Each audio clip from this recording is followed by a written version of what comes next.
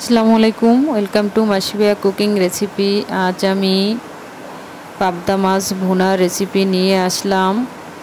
এখন একটা বাটি নিয়েছি, বাটির ভিতরে পাবদা মাছ রেখে এগুলোকে আমি লবণ দিয়েছি হাফ চামচ, 1 চামচ হলুদের গুঁড়ো, লেবুর রস দিয়েছি হালকা। এটাকে হাতে মাখিয়ে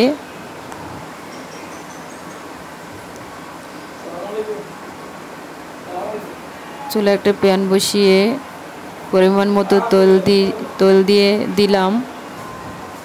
তেল দেওয়ার পরে আগে মাছগুলো ভেজে নেব তেলের উপরে।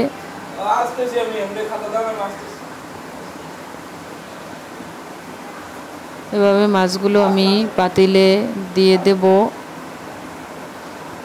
দেওয়ার পরে যখন হয়ে আসবে তখন উল্টিয়ে দিতে হবে। এভাবে উল্টিয়ে মাছগুলো ভেজে নিলাম। এখন একটি পাতিল বসিয়ে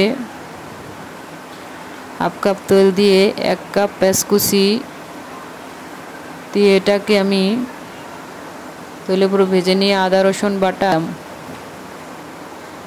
1 চামচ হলুদের গুঁড়ো, 2 চামচ মরিচের গুঁড়ো, হাফ চামচ ধনিয়ার গুঁড়ো, হাফ চামচ জিরার গুঁড়ো, 1 মগ পানি দিয়ে এটাকে আমি আগে কষিয়ে নেব।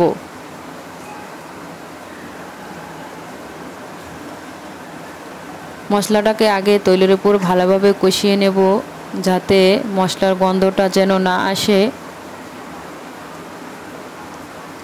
এভাবে যখন মশলার উপর তেল উঠে যাবে তখন বুঝতে হবে যে আমার মাছ দেওয়ার মতো সময় হয়ে গেছে। তাই মাছগুলো আমি ছেড়ে দিয়ে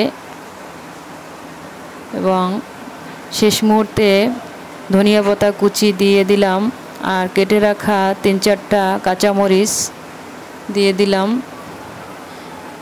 যাদের আমার ভিডিওটি ভালো লাগবে তারা সাবস্ক্রাইব করে পাশে থাকবেন। সকলকে ধন্যবাদ। আল্লাহ হাফেজ।